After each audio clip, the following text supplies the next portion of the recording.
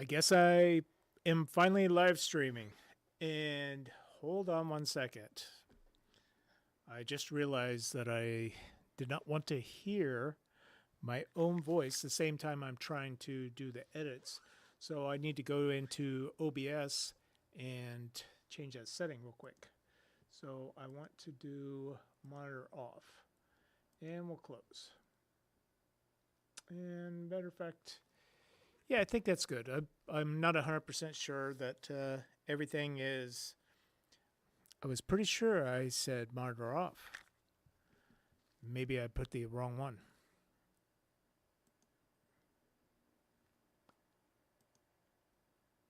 Monitor output.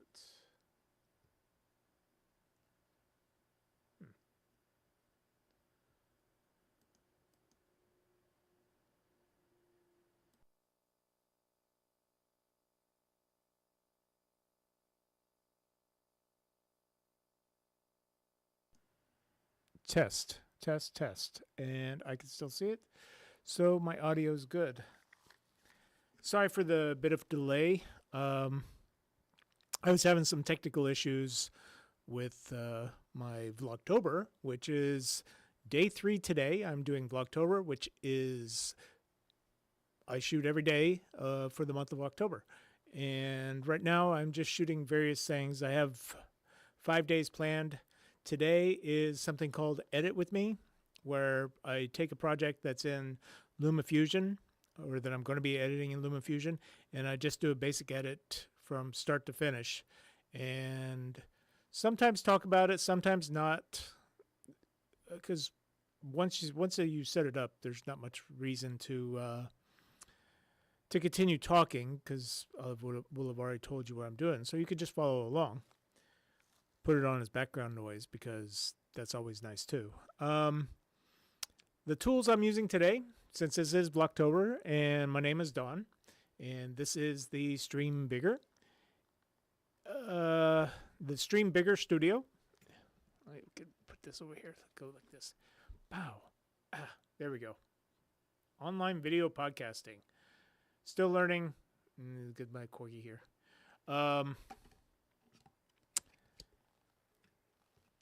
Yeah, no.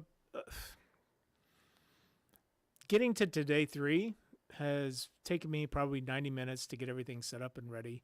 I am using, right now, this is the Pocket 3 from DJI. I was going to use the Mic 2, but I realized I can't mute the Mic 2 without hearing it in my ears while I edit, because I need to hear the audio while I edit from the project, and I don't want to hear my voice talking at the same time because that would be annoying to do. I'm using, let's do something a little different. Let's go ahead and give so I'm using the OC Go Stream Deck to do my switching, and let's go ahead and bring up the PC. So this is LumaFusion, as you can see. Great program. I use it for editing on the iPad Pro, and it burns through just about any 4K footage you could throw at it, which is pretty awesome. I have camera number 2, which is right here. It is off to the right side of me. It's my little Panasonic 4K, and it's being sent wirelessly. So we'll have to see whether or not the audio sounds good. And then I am also using a overhead camera, which seems to have shut itself off for whatever reason. And so I guess we'll try and bring that one up again. It was just waiting too long, which happens sometimes. The thing with the overhead camera is I am using a Action 4, and it's going into a YOLObox Mini. I'm not a big fan of the YOLObox Mini. It works, but it's just not a good product. It very temperamental, and when you're doing video production, the last thing you need is something to decide that it's not going to work for no particular reason at all. So, but I thought a nice little overshot would be cool. It just helps my skills with editing. I'm using the Comica wireless shotgun mic because that allows me to go directly into OBS, monitor it, and see how everything's doing. Let's go ahead and go back to Pocket, which is right here. So on Vlogtober today, yeah, I need to wear glasses sometimes. Should probably clean it off as well. On Vlogtober, we're going to be editing a project that I'm shooting with my brother for. I should remember to look at the camera. I've got too many monitors. I've got a monitor there, I got a monitor here, got a monitor here, got a monitor here, got a monitor there, got a monitor there. It's too, oh, and obviously the Panasonic is pointing at me as well. So I'm just going to edit a project. This is Vlogtober day 3, and I need to come up with something and do something. So I figured this would be it, at least for today. I keep looking at the lower monitor. For the most part, I won't be looking a lot at the monitors. I'll be looking down, and you'll mostly see, let's see, you'll mostly see this shot. But you know, through the master, through the magic of a switcher, we'll be able to go back and forth between the different sources and just play around with it. Get familiar with it. As I said on my last live stream, I'm a team of one. My company is one, and so I have to do many different things. And switching while I'm teaching, while I'm being a tech, while I'm troubleshooting, it just seems to be the way it goes. So, all right, let's follow along and just sit back and enjoy watching someone edit video online. And like I said, I'm using LumaFusion, which is probably my favorite editor ever since, what was it? Not Storm Edit, Canopus from Grass Valley. Probably one of the best editors. Edius from Canopus, Grass Valley. Actually, it was Canopus first, and then it was Grass Valley. And I don't know who it is now, but this thing edits like butter. And if you don't know what that means, try bringing up Premiere Pro even on a modern computer. You get the stuttering. If you try bringing up what's the one for Apple? I absolutely despise it. It's made for kids, but people feel that since they've spent a couple $1,000s just to get a machine that runs it, what is it called? Not iMovie, but it might as well. I've edited. Let's give it a little bit of background. And I know my live stream isn't very well organized. So I've been an editor for over 20 years. I pretty much started back in 1999 when I was a young little lad going to community college. And I had gotten a job for a video production company up here or down here in San Diego off of Miramar Road. And not the greatest of jobs, but it pretty much gave me a lifelong career of editing. Now, during since 1999, I've been freelance for the most part, or contractor. I've had to learn, it didn't matter what platform, I had to learn editing off of a PC, off of a Mac, off of Ubuntu. I used to, back in the day when you used to crack your neighbor's Wi-Fi in order to not have to pay for it. I used to do that. But you could get an editor for it. I don't even remember what it was. It was very basic. It wasn't anything, but I would still use it in order to edit my projects because that's what I was using at the time.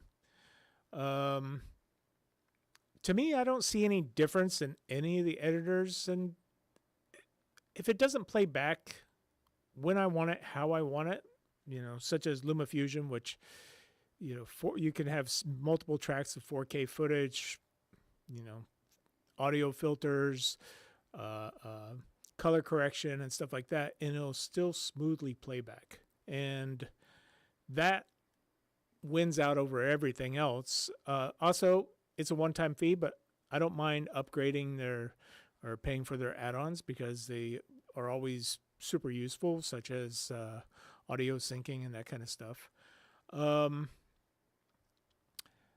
Let's see. I guess that's it. The new editors are out, the AI ones. I've been trying those, CapCut and all those others. They suck. They're one-track editors that does effects and not even very well. They say they're AI, but they're not really AI. They just do tricks. Doesn't edit your footage any better. Matter of fact, it makes you lazy and it makes you... Yeah, no, it's ugly. It's not even a product at this point. So the only way to really edit, at least now and at this time, is to get an editor. And Adobe Rush sucks. You don't even bother with that. And man, what is the one for the iPad? It's the same one. They just came out with it. Man, I don't even remember. Anyway, I was using that for a while, but I didn't enjoy it either. It's too many problems. They're making it like they're making it for a tablet or a touch screen, and it just doesn't work that way. Just give me an editor. So anyway, let's get into the project. And this is a project that I'm doing for my brother, who does motorcycles. He basically wants to create a YouTube channel, which is Vintage Race Bike, if you're on YouTube and want to check out some of his videos, where we just have one or two cameras, and he talks about the bike. He does how-to videos and things like that. In this case, I think I have just some short ones where he talks about the motorcycles. And yeah, no, follow along. I'm going to go ahead and switch to the LumaFusion, which is on 2. And let's go ahead and see how we edit. So this right here is your project screen, down here in the little corner. And I forgot to, of course, set up my... There we go. So I have a wireless mouse connected to it. Not my favorite because I'll end up using my fingers. I forgot to set up the touch.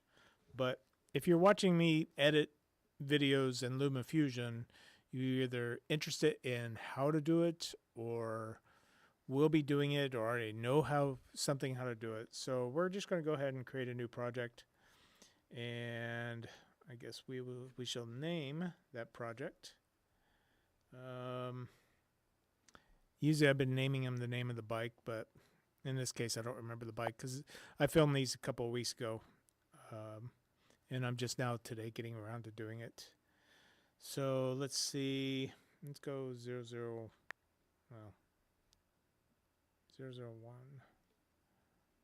race bike. Done. And everything else I keep the same. I'm not doing anything more than 30 frames a second, 16:9. Usually at the end, this product will be either I'm going to be doing it in 1080 or 4K. 1080 is a lot easier to smaller file size. I have no problem with 1080. 4K, particularly if you're editing for YouTube, is kind of ridiculous because I was listening to a program just a day or two ago where 70% of everybody that watches videos on YouTube, which are billions, watches it on their phone. So what is this 4K footage for? I mean, yeah, no, it's kind of ridiculous. So anyway, this is my first project for this. Now I need to bring in some, let's go to my linked folders. And we are editing off of a USB motorcycle. And let's see, yeah, there it is. So, yep, here's this one. Now I use the the Pocket 3. Let's see what we got here. We did a couple of different things that day.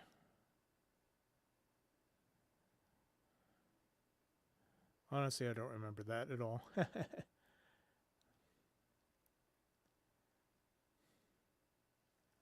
This is just me going through the projects.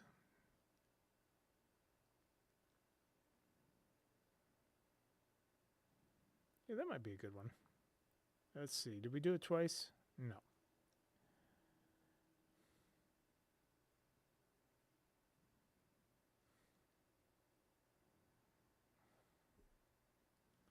All right. Let's go day 2. What was day 2?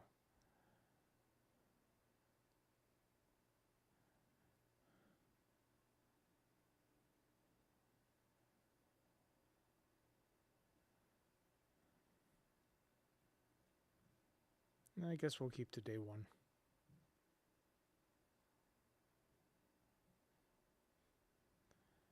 So, Pocket 3. And honestly, I don't remember which ones were first.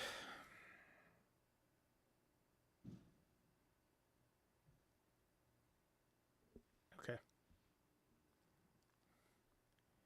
And then I'm going to go verify the action, which I use the DJI Action 4. And that's my brother.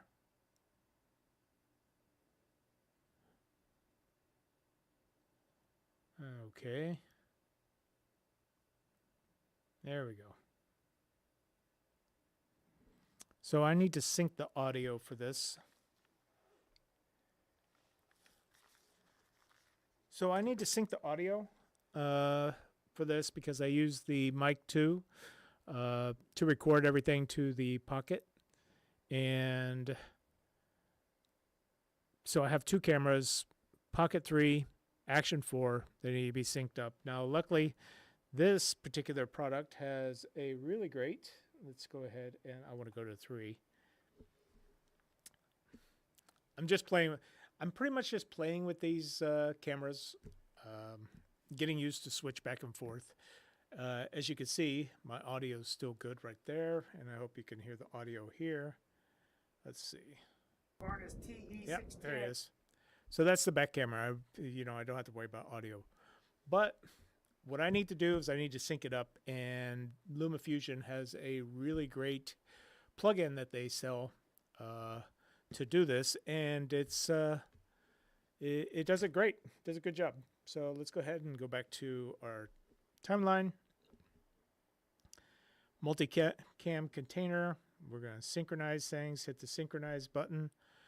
Then we're going to go, let's see, we'll grab this one, which is 2. We'll throw it in that container. Then we'll go back to the Pocket. And then I think this is this one, which will go in that container. And now we got both of these. Yep.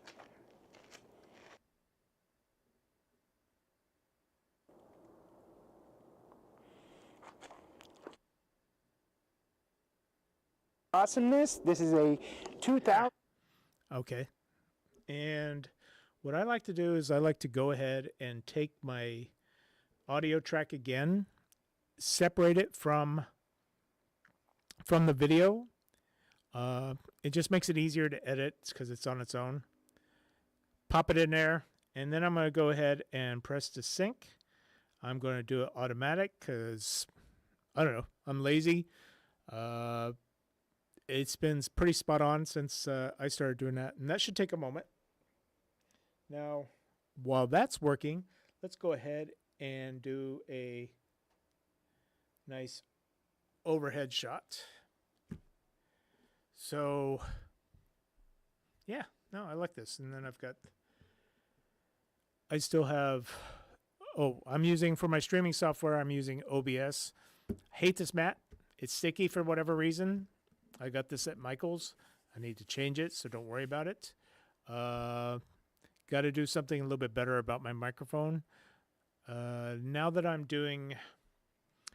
taking audio in directly to the computer for these live streams from this table, I need to figure out how to isolate. I don't have to figure out anything. I just isolate. Oh, look at that. So it's all synced up. Now we can go and we could start doing our cutting. So let's go back to here. And let's go ahead and do.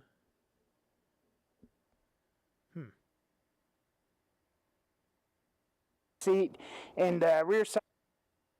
All right.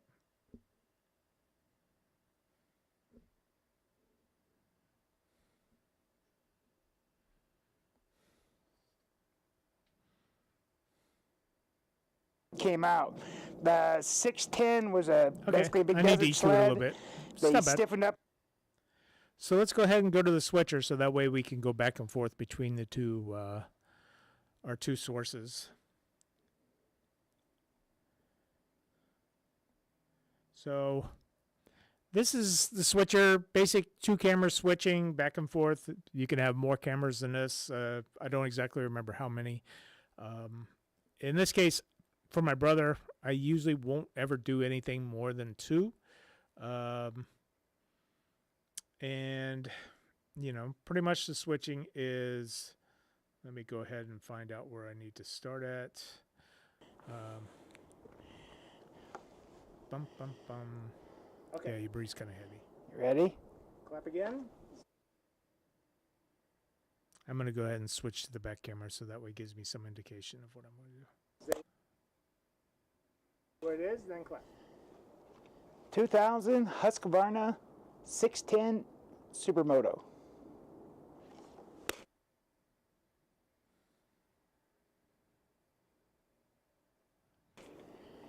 Today I want to show you a recently acquired bit of awesomeness. This is a 2000 Husqvarna 610 Supermoto. This bike right here in 2000 when I was in my... This is where the editing gets rather tedious because you can speed through projects and edit them quickly. I've been doing this for a long time, so I do that sometimes. But you really have to, even if you've, you know, I mean, in my case, I'm the camera operator. I also filmed it, which means that I get to watch it again when I do the editing. And yeah, no, it's... People think that you just go, you film, and the stuff magically gets edited, but it could take hours. So let's continue. I had my first child at 30. At $10,900 was way out of my reach at that time.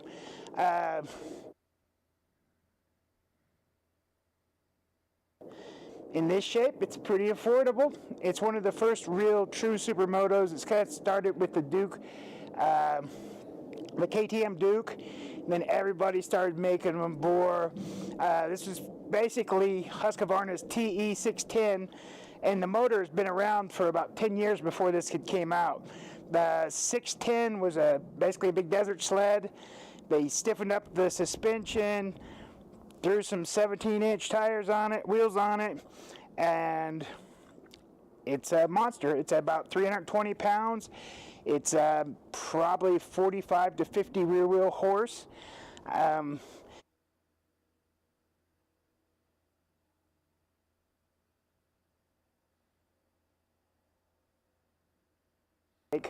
the trailer while I was bringing it over and pretty much dinged it up, but everything's still good. The essentials, radiator. Okay. And like I said, I use trailer while I was some of this bringing it won't over. talk. I'm just switching back and pretty forth much between dinged it up, but everything's still. I'm just switching back and forth between the two cameras, selecting whatever's going to be played at that moment. The essentials, radiator. I did bump the. There I am. The clutch or the. See, my brother decided that he wants to have more close-up. I don't know. You know, he's my age, so he probably thinks that this is still 2000 and the editing needs to be fast and exciting, and he doesn't understand that people just really want the information. They want to get that value from what you are presenting them, what are you giving them, what kind of value is he giving them. And you don't need to be running around. And honestly, I don't want to run around with my camera. I'll do it lightly, but I'd much rather have two cameras switch between the sources. Everything's still good. The essentials, radiator, it's,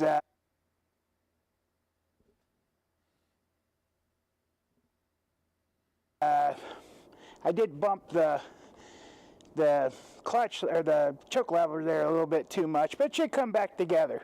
This was a very, very exclusive, very, very, very interesting bike at the time. I'm happy to have it. It's got a Uptight Racing slip-on, which is, well, actually not slip-on, but you can see it's a full system with kind of like the reverse expansion chamber that was real popular on four-strokes at that time. These came with excellent suspension. I think it's a white power front branded with Husqvarna. It's got a massive 320 millimeter disc. It's got a 4-pot Brembo caliper, which is just insane stopping for a 320 pound bike. That's about as much overkill as you can get. It's got the Sachs rear shock. Sachs was kind of coming on at this time.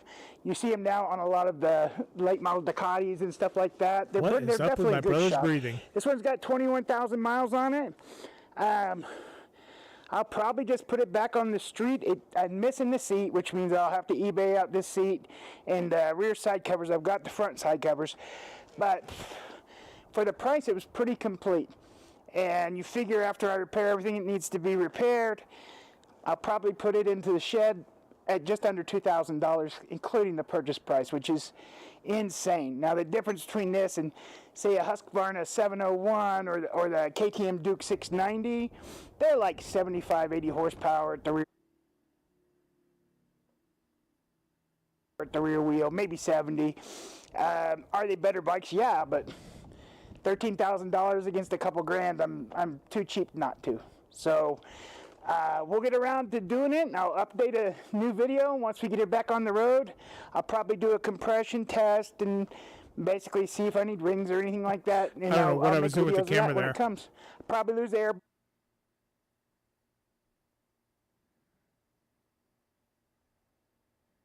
Hey. Wait, what?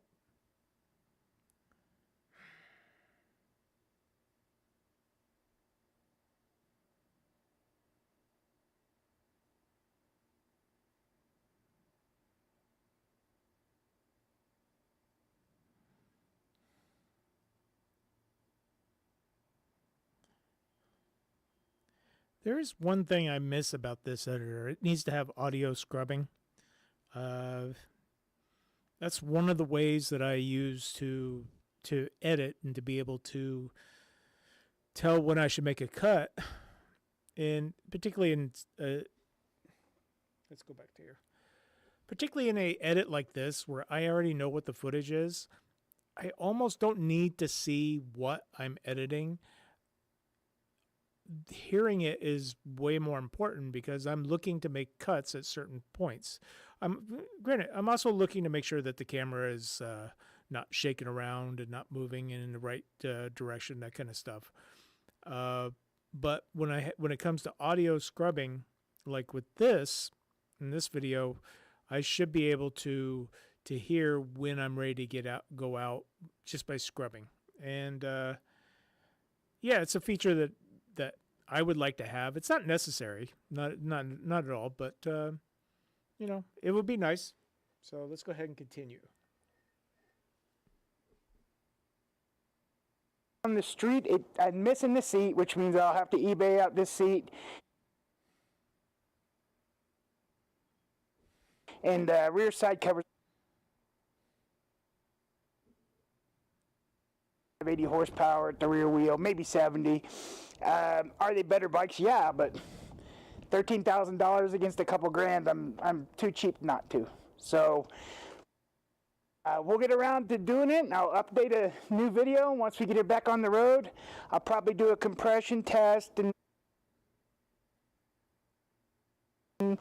basically see if I need rings or anything like that, and I'll make videos of that when it comes. Probably lose the airbox, and it's got a big, these had the Delorto 40 on them, which they like a huge K&N filter. The airbox is good, but I don't think I'd throw the money of putting an FCR 41 on it. So, but that's it. Pretty neat for 2000. Thanks.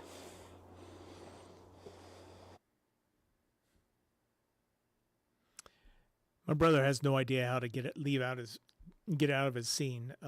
He also forgets to always say comment, like, and subscribe, which I want to suggest everybody to comment on my videos, my live stream, because that helps me. I don't know, because that's what everyone else says. And so comment, like, and subscribe, because yesterday I told you about the live streaming studio I set up. This is what I do for a business, and I know what my product is, but I'm trying to create my product because I'm not sure exactly what I should do.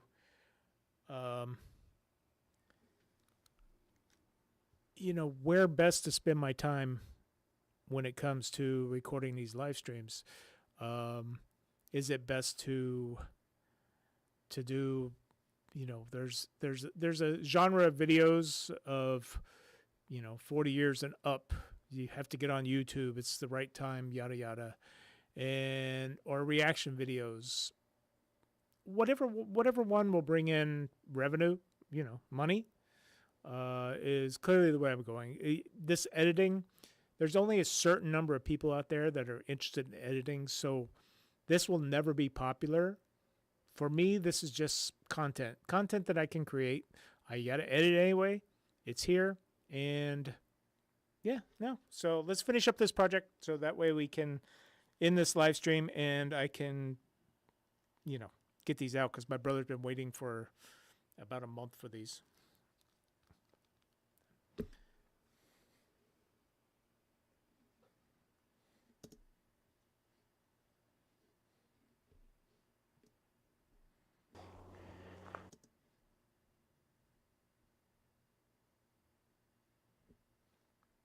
Okay, now one of the things that I can do from here is I'll refine the ins and out later on. But today I want to show you a recently blah blah blah. Let's see. I can, if you look down in the bottom corner, let's go ahead and go full screen. Hey. Wow. So if you double tap, you can't it won't open up to full screen automatically, which is weird. Anyway, down in the bottom left corner, you can see me. So what we are going to do is we are going to get me out of there for the most part. So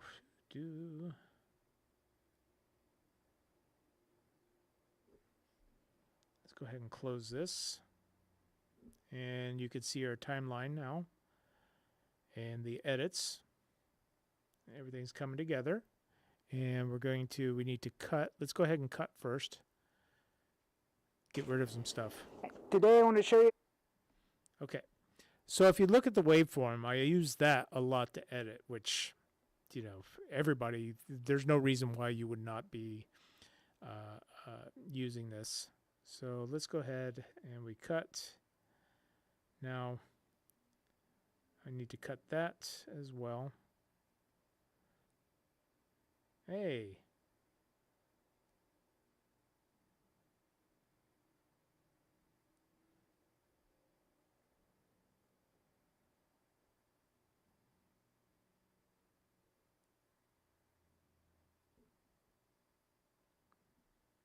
Now, here's a problem that I've had recently with this.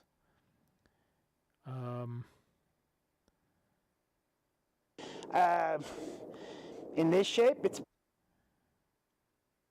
okay. Today I want to show you a recently acquired bit of awesomeness. This is a 2000 Husqvarna. Okay, so that's still in sync. Let's go ahead and cut that. Today I want to show you a recently acquired bit of Go ahead and cut that. All right. Now, this should still be in sync. Today I want to show you a recently acquired bit of awesomeness. This is a 2000 Husqvarna 610.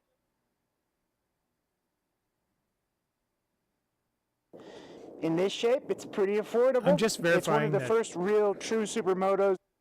I just want to verify that everything's in sync after trimming off the first part of it, because since it didn't show me that it had trimmed the audio, like it had trimmed the video clip, because I don't know if you noticed when I made a cut, it didn't cut the audio. But when I deleted it, it went ahead and took out the extra audio without having to without unsyncing everything, which has happened in the past, and it's not a big deal.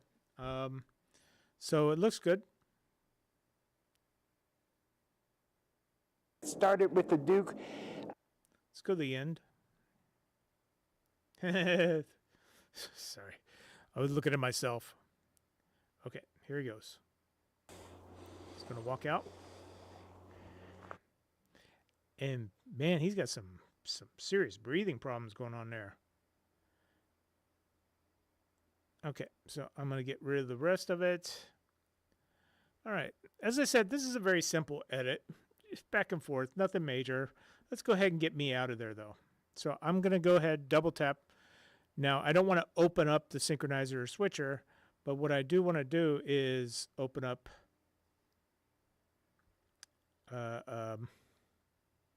you know, honestly, I don't even know what the name of this screen is. This is where I can go ahead and change the size so that way I can get out of there.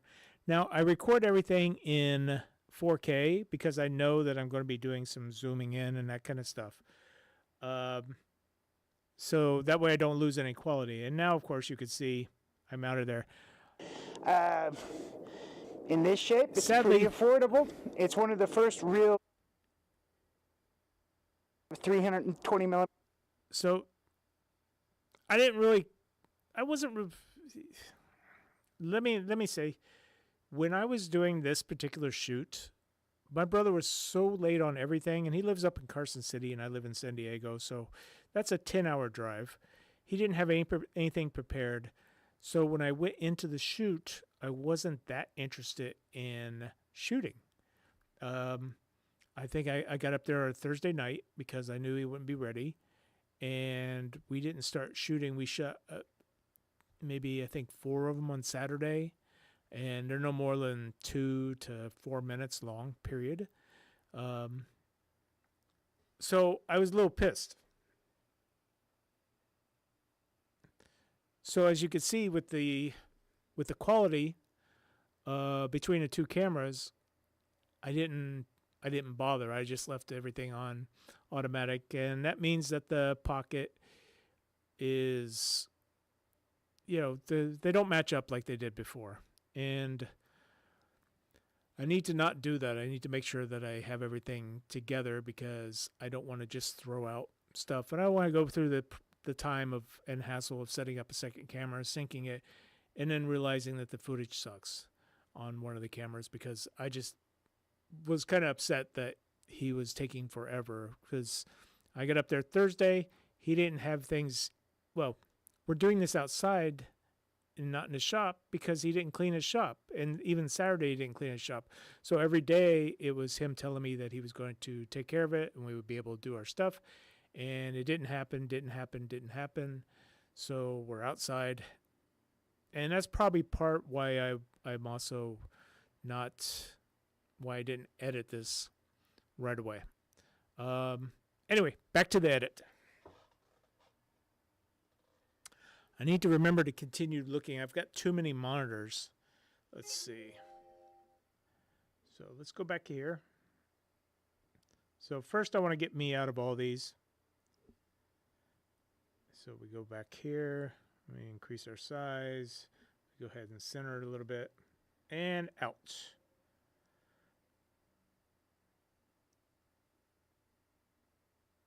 And this one you don't see me, but let's go ahead and bring it in a little bit.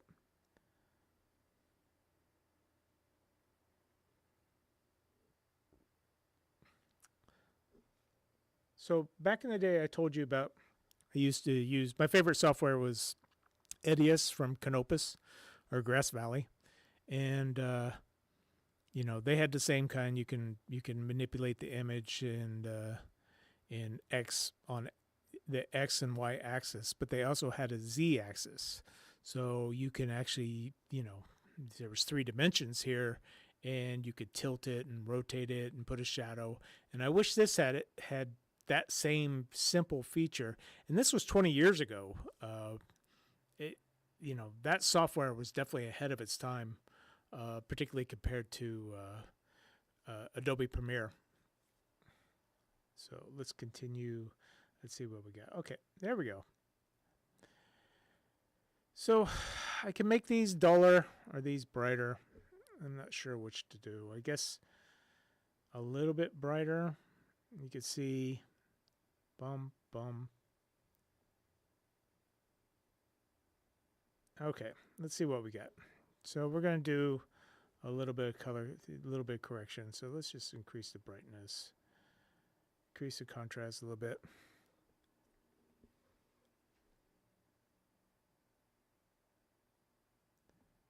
Maybe a little bit of the vibrance.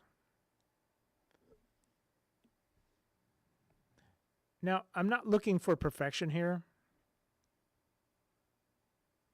I'm just looking for it to match up well enough. So let's go ahead, go back to here. Let's go to custom preset.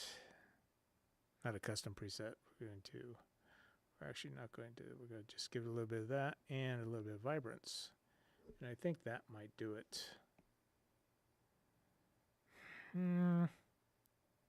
Not quite. Not quite.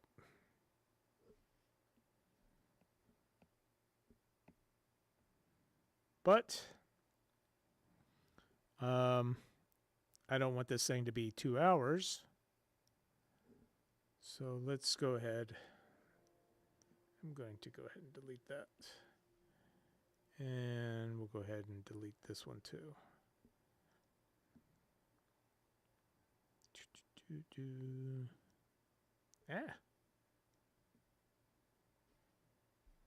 I have some presets on here that I've done. So maybe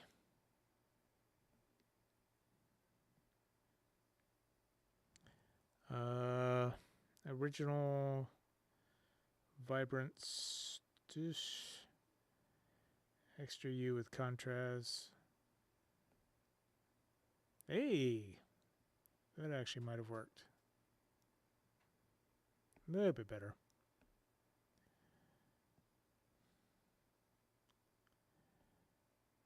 Yeah, no, I don't mind that at all. Yeah, of course that does. Because I was closer.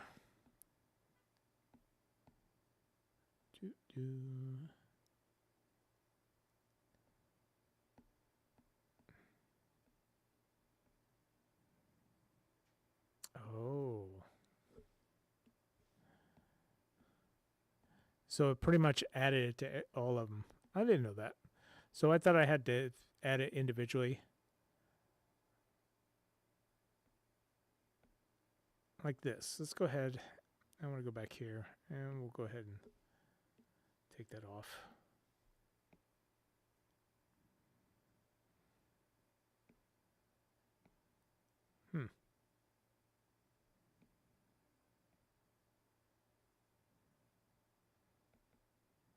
But you know what I want to do is reduce the brightness a little bit, or the vibrance.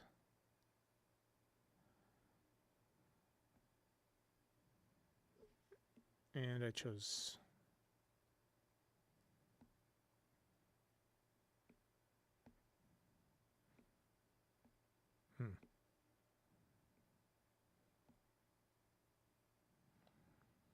All right, close enough. You can see that the contrast is about the same. The sky looks about the same on both of them. I think one of them is a little bit more saturated, but honestly, that's fine. I need logo because you're going to put a logo on this. So let's go back to our folders and Oof. I guess let's try this guy. And that's not his logo. I made it, quickly, but there's better than this one. So we're going to go ahead and we're going to reduce the size. Position it over here. And I should be able to see one thing about Canopus, or, Edius, is I could add a drop shadow to this right here. Instead, I'm just stuck with normal. So we're going to, I don't want overlay light, dodge screen pin. And that's not too bad. Okay, so there's that. And then, I absolutely forgot the bike. Was I putting a slate in the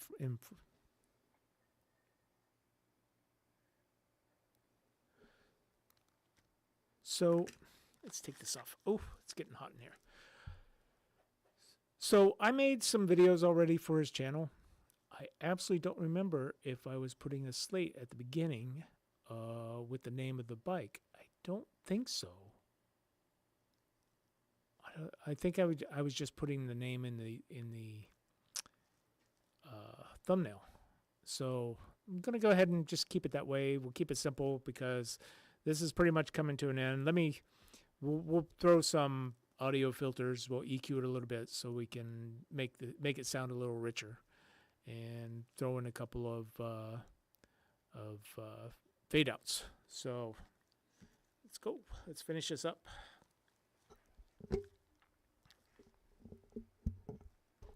I put that over there because that way you can hear it. And just because, for giggles, so this, I love the Apple Pen, one of the greatest tools. But then, oh, sorry, I was talking away from the mic. So I love the Apple Pen, always have. But I've also loved any pen that came with any tablet.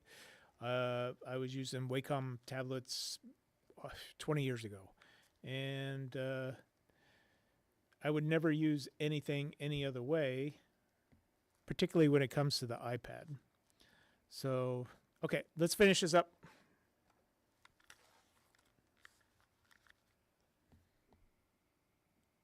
Listen to the audio. Reach at that time. Okay, so you heard that. So let's go ahead and we got the EQ on here. This is basically Husqvarna's TE610, and the motor has been around for about 10 years before this came out. The 610 was basically a big desert sled. They stiffened up the suspension, threw some 17-inch tires on it, wheels on it, and it's a monster. It's about 320 pounds. It's probably 45 to 50 rear wheel horse. It looked a little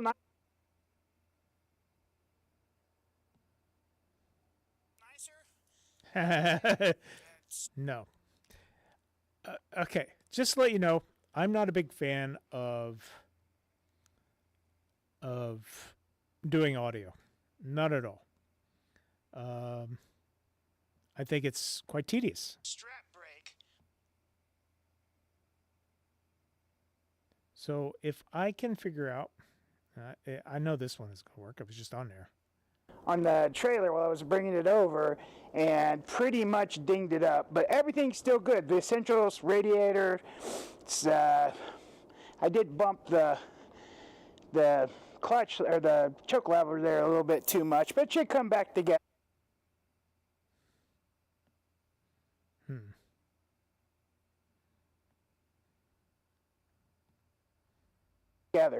This was a very, very exclusive, very, very, very interesting bike at the time. So I did notice, the new sound. I don't know if it's new, but in the audio they have a sound or isolation, and particularly for voice, as you can see the little representation of the voice on here. It's fantastic. Watch this. I'm happy to have it. It's got a Uptight Racing slip-on, which is, well, actually not slip-on, but you can see it's a full system with kind of like the reverse expansion chamber that was real popular on four-strokes at that time. Yeah, no, it's night and day. I want to show you a recently acquired bit of awesomeness. This is a... Uh-oh. Hold on. Today I want to show you a recently acquired bit of... Okay, so now we just need to go to get out of this. So let's go ahead and... it didn't work. Let's go ahead and... transition. And for the start, we're just doing a short 15-second transition. Today I want to show you a recent... And then the rest of them will get the other half will get the 15-second transition. There we go. Hey.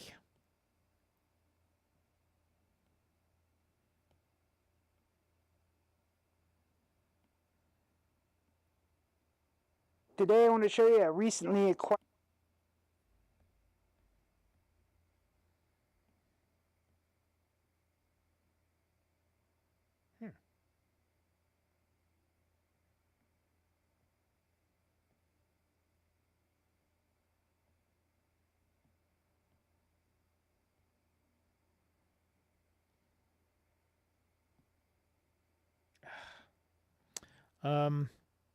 That's one thing I don't really like is the linking in this software.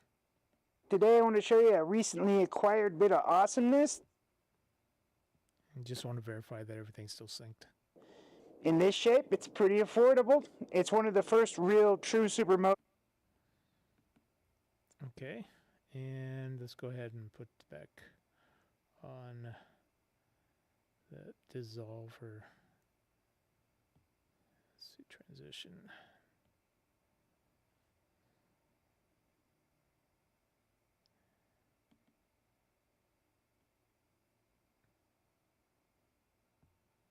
Transition, and 1 second, yeah. All right, same with this guy, just a 1 second.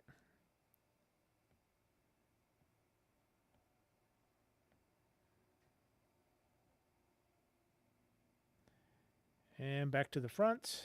Let's give a quick... Today I want to show you a recently acquired... Let's bring it up in full screen. Awesomeness. This is a 2000 Husqvarna 610 Supermoto. This bike right... Now, if you haven't been up to Carson City, which is right next to Lake Tahoe, I highly recommend it.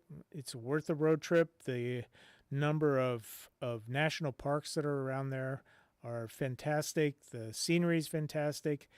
The only problem is getting there can be long and tedious. I come from Southern California, down in San Diego, so going up the 15, going through San Bernardino, what a pain in the butt, and then you basically go through one of the uglier sections of the Mojave Desert. But once you get through most of the southern part, I love the drive is amazing. Anyway, let's get back to this. In 2000, when I was in I had my first child at 30, at $10,900 was way out of my reach at that time. In this shape, it's pretty affordable. It's one of the first...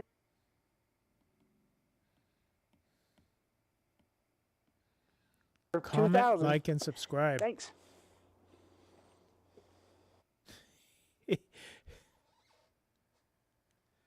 Like I said, he has problems. He has problems trying to figure out how to get out or to remember just something as simple as comment, like, and subscribe, which is what you're going to do for this video. I would greatly appreciate that. This is, like I said, day 3 of Vlogtober, and let's go ahead and finish this up. I'm just going to render it out because, as far as I'm concerned, this little edit is done. You've seen how to sync up the footage, how to use the switcher to go back and forth to make your edit quick. You've seen how to bring the footage in, and that one is running out. One of the cameras is running out of the battery, so that's fine. So let's go ahead go back one more time and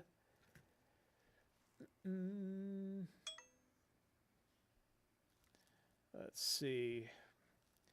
So we are going to go ahead. Let me put my... Now, oh, sorry, I just got to the wrong one. So this icon down here is for exporting. I'm just going to do a movie. I'm going to send it to a link folder. I don't want 4K because I was manipulating with the size. And honestly, you do not need more than 1080p because 70% of everybody, and I think it's more than that, are watching it on their phone or they're watching it on a small 10 to 12-inch tablet. No one is really running to their 60-inch, 85-inch TV and watching the latest YouTube videos. YouTube is not like where everybody gathered around the TV to watch a movie. Although I have been watching more movies because they finally corrected their commercials. Because in the past, when you would watch a movie on YouTube, if you weren't paying attention, because with me, I like to just play the movie for background audio, it would go into a commercial, and that commercial could be an hour. It was unbelievably pathetic. Anyway, I went off on that tangent. So I'm going to keep pretty much everything the same, except I'm going to change this to 40 megabits per second because, again, this is just for YouTube quality. That's about it. H.264. The encoding will happen on YouTube side. Well, I'm live streaming this, but this product, which is happening at a certain bit rate. But when I go to upload this stuff, this is pretty much well optimized for YouTube. I wish they had a feature here that said just YouTube 1080, YouTube 4K, that kind of stuff, but they don't. But I found that when it goes to re-encode it, to make it, to when you upload it to your channel, this does a good job. I mean, I don't see the quality change that happens. As you can see down here at the bottom, the video is only 3.5 minutes, and it is that 3.5 minutes. It's 1.1 gigabytes, and that's because of the video quality that I selected. I can get higher, but I don't think it's necessary, at least not for this type of video. And now we are going to, this is going to change to the last link folder exports. Let's go ahead, and this will actually open up the link folders, and I'm going to send this to an extreme, and I don't want that, so let's go ahead, and I have not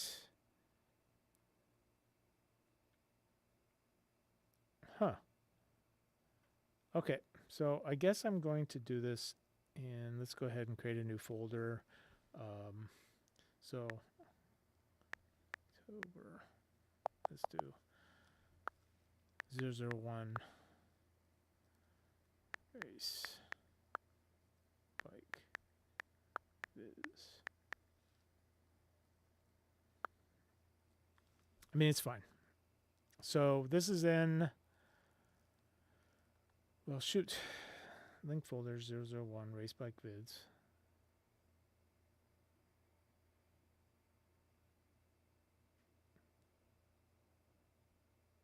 Okay, and then I'm just going to go ahead and render.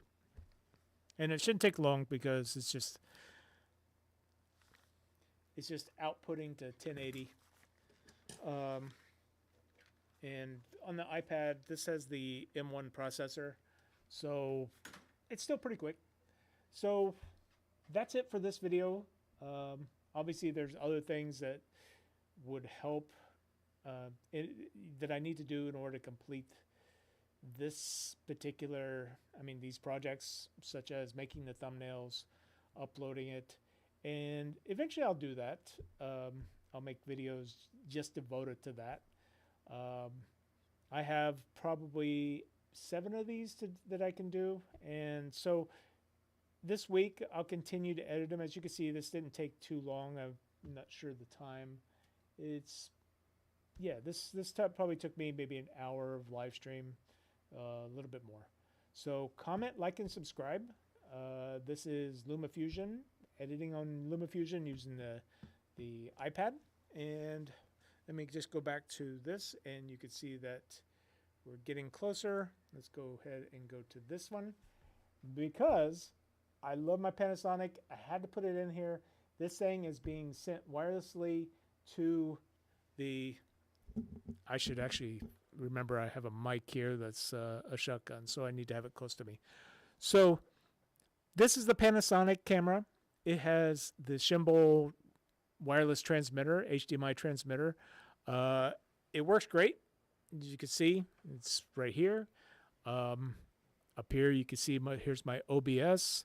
No, I just want to, have this so it's a different camera angle that people can see, and I can switch and break things up a little bit. Pretty much just like the overhead one, which is, oh, look at that. Your video has been saved to the link folder. So that one is all done. And then let's go to 4.